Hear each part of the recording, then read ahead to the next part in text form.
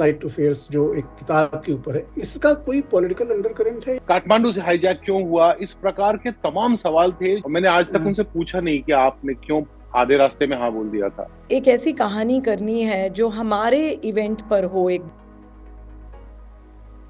नमस्कार, मैं हूं पंकज शुक्ल और एक बार फिर आपका स्वागत है हमारे खास कार्यक्रम शुक्ल पक्ष में। आज हमारे साथ दो बहुत ही खास मेहमान हैं।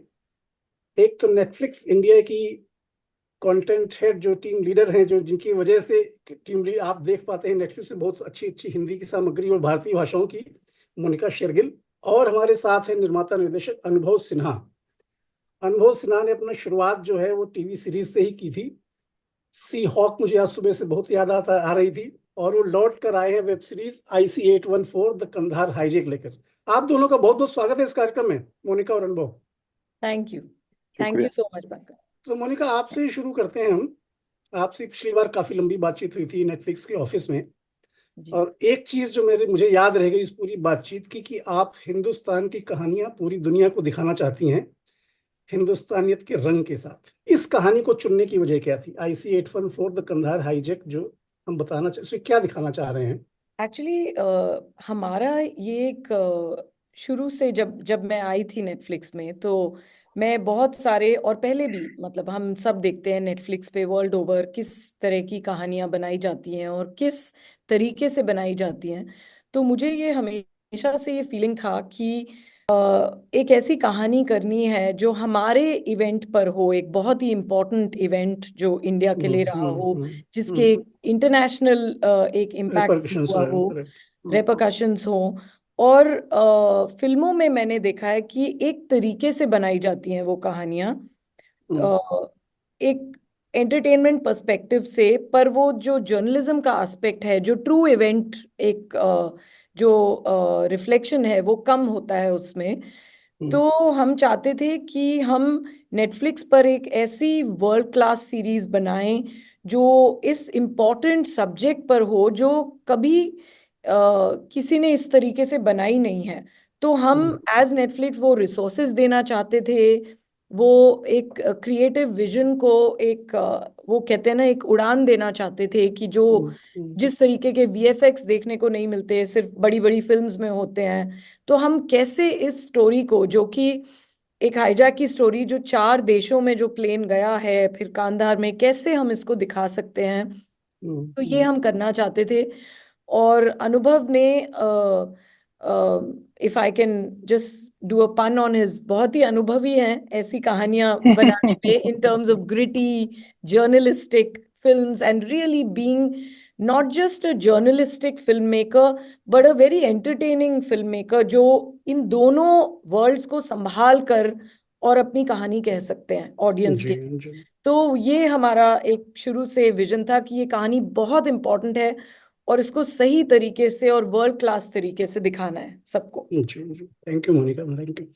अनुभव के पास आते हैं। अनुभव, आपका जो फिल्म मेकिंग अगर हम देखें तो दो हिस्सों में बटा हुआ है। एक है इंटरटेनमेंट, मसाला इंटरटेनमेंट हिंदी सिनेमा, और एक जो जैसे मोनिका ने कहा जर्नलिस्टिक अप्रोच टुवर्ड्स सिनेमा, जो मुल्क के बाद हम देखते हैं, मुल्क और आर्टिकल 15 या बाकी फिल्में। IC-814 में जो अनुभव सिन्हा की एक्सपर्टीज दिखेगी वो क्या होगी? इंटरटेनमेंट होगा या जर्नलिस्टिक अप्रोच होगा या दोनों का मिक्स होगा? इसमें क्या है पंकज भाई के एक तीसरा फेज है जो अब शुरू होने वाला है। जी। जो दोनों समंदरों में थोड़ा थोड़ा समय बिताने के बाद कोशिश ये है कि दोनों समंदरों से थोड़े थोड़े से मोती निकाल करके एक नई माला पिरोई जाए। और हम्म ये सीरीज जो है ये उसका ब्रिज है।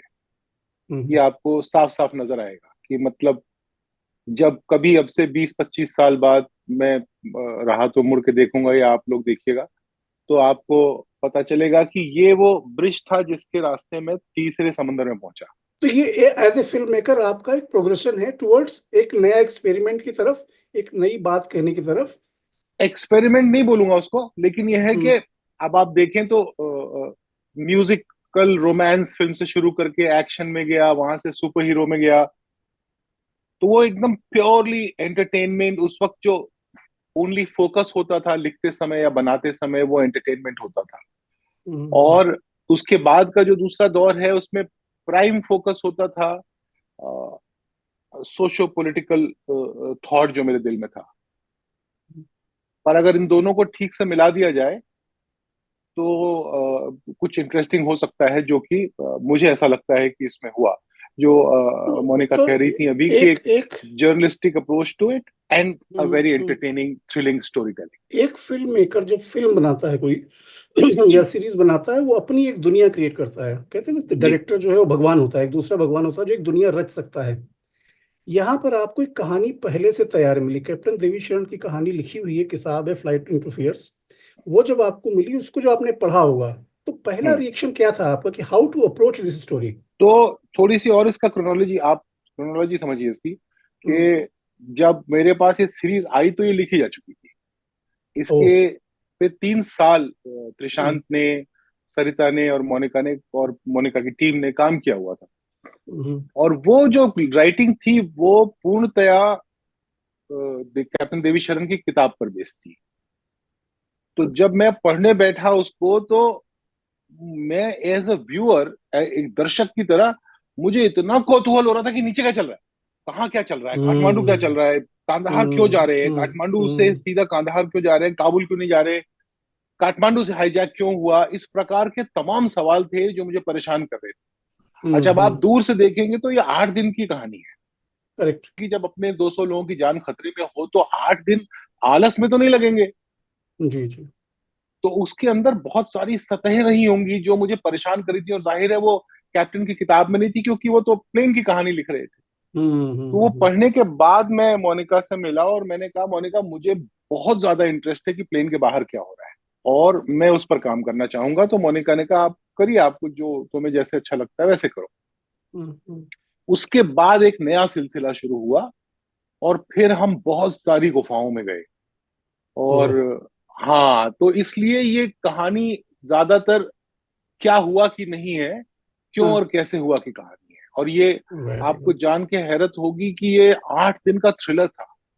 ये उतना आसान नहीं था कि 200 लोग हमारे वहां हैं, 3 लोग हम दे देंगे तो वो 200 लोग हमारे वापस मिल जाएंगे। इतना आसान नहीं था। वो हम्म, 3 लोग कौन थे? क्या 3 ही लोग मांगे थे? क्या 2 पे सौदा हो सकता था, या 14 और जा जो सकते तीन थे?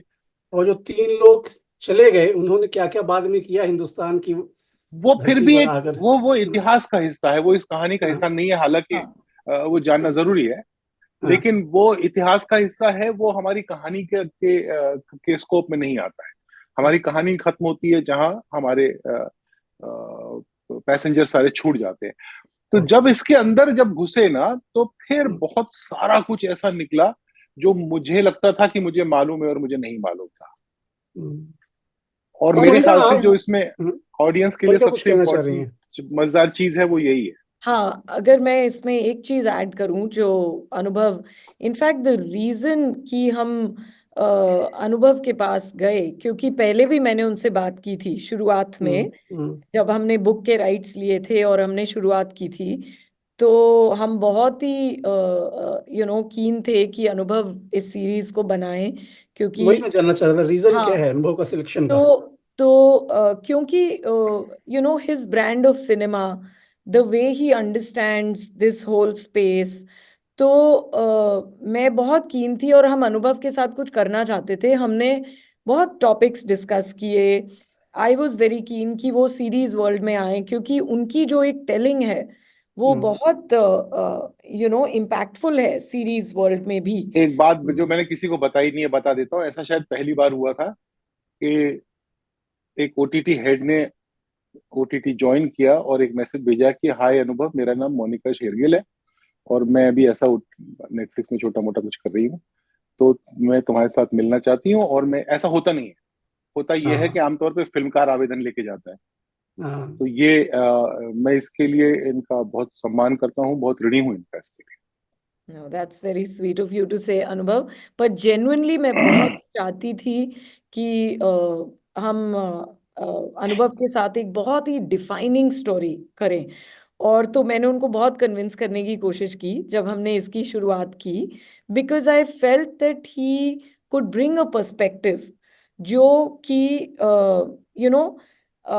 It could leap beyond the book. वो मुझे शुरू से कुछ था हम्म, कि हमें कुछ ऐसा करना पड़ेगा which is beyond the book. Hmm. और और क्योंकि एड्रियन लेवी को आप लोग कैसे लेके आए, एड्रियन लेवी को? वो अनुभव लेके आए, तो मैं वही हम्म, बोल रही हूँ कि हम्म, हमने शुरुआत की, हमने लिखा, बहुत सारे लोग इन्वॉल्व थे, और बहुत अच्छी चीजें भी, मतलब the basic construct was there, पर उसमें कुछ मिसिंग था, वो जो एक्स फैक्टर होता है ना, वो हमेशा हम्म, मिसिंग था। और वो बैठ नहीं रहा था कि आप कैसे इस कहानी को एक बहुत होलिस्टिक वे से कर सकते हैं। तो हम्म, पर इतना भी मैं कहूंगी कि अनुभव इज एब्सोल्युटली राइट, हमने वो जीरो इन नहीं किया था कि वो क्या है फैक्टर, पर वी हम्म, न्यू कि ये बैठ नहीं रही है। And I went back to him again and I said ये बहुत ही इंपॉर्टेंट कहानी है और आपको ये करनी चाहिए। 2 साल बाद मैं वापस गई उनके पास और बोला कि ये बहुत ज़रूरी मोमेंट है कि आप रिकंसिडर करें। और तब उन्होंने फिर सोचा, और तब भी इजी कुछ नहीं था। सोचा नहीं है। इनका थोड़ा सा, इनकी भाषा चेंज कर देता हूँ। इन्होंने कहा था करनी पड़ेगी, तो मैंने कहा था ओके। एंड देन हाउ अनुभव ओपनड इट ऑल अप, जो उन्होंने पूरा मतलब एक जूम आउट किया, फिर देखा कि क्या क्या है, और फिर किस किस चीज में जूम इन करना चाहिए, कहाँ कहाँ जाना चाहिए, मतलब where should you go behind the curtain, where should you look under the hood. तो वो सब उन्होंने लाया, और बहुत ही एक्साइटिंग तरीके से देन द सीरीज तो केम। मैं भी थोड़ा सा जूम इन करता हूँ अनुभव के ऊपर। जी। और मैंने इसके कुछ शुरुआती, जब आप लोग जॉर्डन में शूट कर रहे थे, तो जो सीरीज के प्रोड्यूसर हैं सरिता देव पाटिल के साथ संजय राउतरे, हम्म। उनसे मेरी नियमित बात होती रहती थी। वो लोग बहुत बहुत उत्साह थे फोन पे, जब भी बात होती थी बहुत ही अच्छा शूट हो रहा है, बहुत ही अच्छा शूट हो रहा है। तो मैं ये जानना चाहता शूट कौन कर रहा है। तब मुझे पता चला कोई डीओपी है इवान मुलिगन, और हम्म। शायद वो रवि भी हैं आपके साथ, रवि रवि किरण भी किरण थे साथ नैयागिरी। में। हाँ। तो उन दोनों लोगों का जो एक पर्सपेक्टिव रहा होगा, जो आपने शूटिंग शुरू की होगी, हम्म। क्या निर्देश था? मतलब हम सीरीज जो बनाने जा रहे हैं, कहानी को फिर से रिकंस्ट्रक्ट करेंगे या कैसे करेंगे, क्या रहा होगा डिस्कशन आप लोगों का आपस में? तो शुरुआती दौर में सिर्फ युवन ही थे। हम्म, और मैंने युवा और युवन ने मिलकर ही उनका, हालांकि स्पेलिंग इवान है लेकिन आयरिश अच्छा, है, तो उनका तलफ्फुज युवन है। ओके। यौवन को थोड़ा सा युवन कर दीजिए, हाँ। नहीं नहीं, बिल्कुल बिल्कुल, तो युवन करेक्टनेस है। और मेरे बात हुई, तो युवन ने एक सवाल पूछा मुझसे कि अनुभव, are we reconstructing the time? जिसका मतलब ये हुआ कि हम इसको क्या एपिक स्टाइल में बना रहे हैं, कि पुरानी कहानी को कहने का एक तरीका जो होता है ना। तो मैंने सोचा काफी देर, और मैंने उसको बोला कि नहीं Yuvan, that episode is happening again. Very good. हम लोग अपना इक्विपमेंट और क्रू भेज रहे हैं वहां क्या बात है, पे। तो बहुत बड़ी बात है। हाँ, तो इसलिए आप देखेंगे कि शो शूट इस तरीके से हुआ है कि अगर वो इवेंट के समय ये कैमरा और ये कैमरामैन और ये सारी टेक्नोलॉजी उपलब्ध होती, तो वो उसको जिस तरीके से शूट कर रही होती, हमने इसको वैसे शूट किया है। और सीरीज की जो कास्टिंग है, मैं देख रहा हूँ कास्ट बहुत एंसेम्बल है। और इसमें जो दो बहुत खास चेहरे जो नजर आते हैं, जो हिंदुस्तान की शायद उस समय की पॉलिटिक्स को डिपिक्ट करेंगे, पंकज कपूर और नसीरुद्दीन शाह। जी। इन दोनों लोगों को कास्ट करने के बारे में जानना चाहता हूँ। कैसे आपने क्या नरेशन दिया होगा, क्या बताया हो, क्या सुन के वो एक्साइट हुए जी कि उन्होंने हाँ की होगी इन दोनों लोगों ने? नरेशन वरेशन कर देता तो होते ही नहीं। अच्छा। मैंने जाके संबंधों का भार कंधे पे रख दिया। हाँ, कि ये करना ही है आपको। हाँ, जैसे मोनिका ने मुझे किया था ना, वैसे मैं नसीर हाँ, भाई के पास गया। हालांकि मैंने नसीर भाई को तो पूरी बात बोल भी नहीं पाया था, और मैंने आज तक हाँ, उनसे पूछा नहीं कि आपने क्यों आधे रास्ते में हाँ बोल दिया था। मैंने एक दिन बोला कि क्या सर? नसीर भाई चाय पिलाते हैं, तो बोले हाँ, आ जाओ। तो मैं हाँ, अगले दिन चला गया चाय पीने सुबह। हाँ, तो मैंने बोलना शुरू किया, ऐसा ऐसा ऐसा ऐसा कुछ कर रहा हूँ, और मैं भी मतलब आधे रास्ते में ही था। सॉरी। उन्होंने कहा आई मीन, बोलो क्या करना है। Very good. पंकज भाई भी मोर लेस ऐसे ही। पंकज भाई थोड़ा ऐसा आराम से काम करते हैं ना, तो उनका उनको मैं जल्दी में था। मैं नहीं करूंगा, मैं नहीं उनके उनके लिए वो गालिब के 3-4 शेयर ही काफी हैं। करूंगा। तो फिर वो भी फिर पढ़े उन्होंने 200 पेज। बोले बड़ा अच्छा लिखा है यार तूने। तो मैंने कहा थैंक यू सर। तो अभी डेट। फिर उन्होंने डेट दे दी। एंड इट ऑल, कुछ चीजें होती हैं पंकज भाई, जैसे वो they just fall in place. उसके लिए हिंदी में मुझे नहीं पता कि क्या सही शब्दावली है। लेकिन अंग्रेजी में कहते हैं everything falls into place. Serendipity का पता नहीं क्या शब्द है हिंदी में। मुझे हिंदी उतनी अच्छी आती नहीं, आती तो अंग्रेजी भी नहीं है, आता तो फिल्में बनाना भी नहीं है, लेकिन लगा ही हुआ हूँ कुछ सीख जाऊंगा अंततः। हम सब, मेरा तो आदर्श वाक्य है कि हम सब साथ साथ सीखते रहें, सबको जी सीखते रहना ही है। जी मोनिका, आपके पास मैं आता हूँ और एक आपसे सवाल पूछूंगा, उसके बाद एक अनुभव सवाल पूछूंगा, फिर हम वाइंड अप करेंगे, इंटरव्यू समय हो रहा है। मोनिका, आपसे ये जानना है कि ये जो ऑपरेशन था कांधार हाईजैक में नेगोशिएशन करने उस समय जो टीम लीडर थे, जो आज के समय के हमारे राष्ट्रीय सुरक्षा सलाहकार हैं, एनएसए हैं, वो उस समय वहां भी मौजूद थे और उनके उस बारे में स्टेटमेंट्स भी हैं, वो इंटरनेट पे अवेलेबल भी हैं।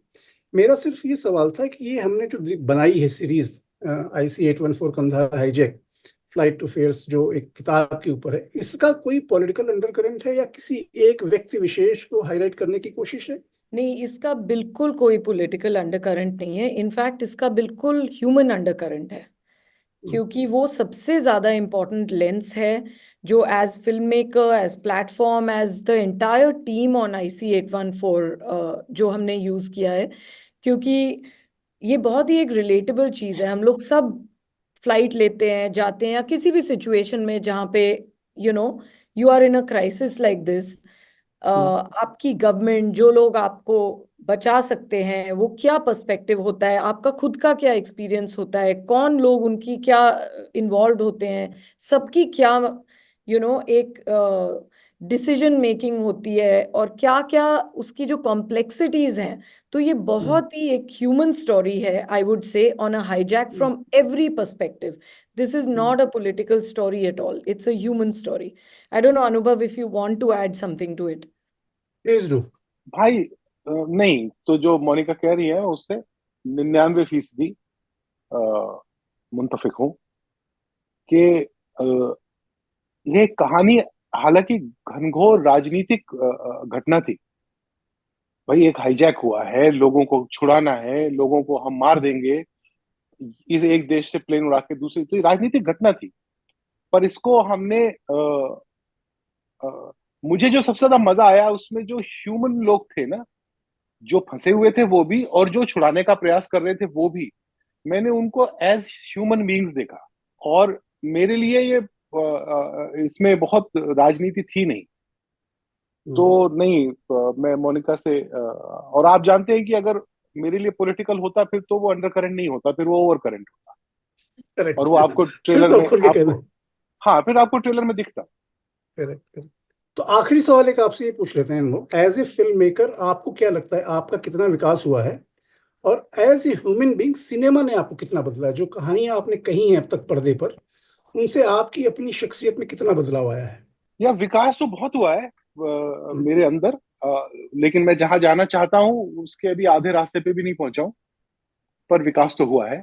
और मुझे इतना बदला है फिल्मकार ने कि मुझे धीरे धीरे 2017-18 आते आते मुझे एक बात समझ में आई कि मैं फिल्म मेकर क्यों हूं और एक फिल्म मेकर कौन होता है।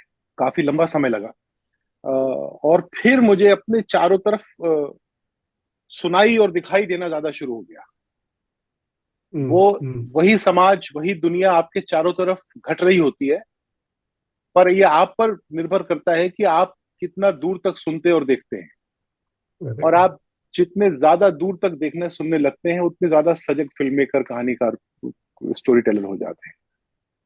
तो उस यात्रा में हूँ।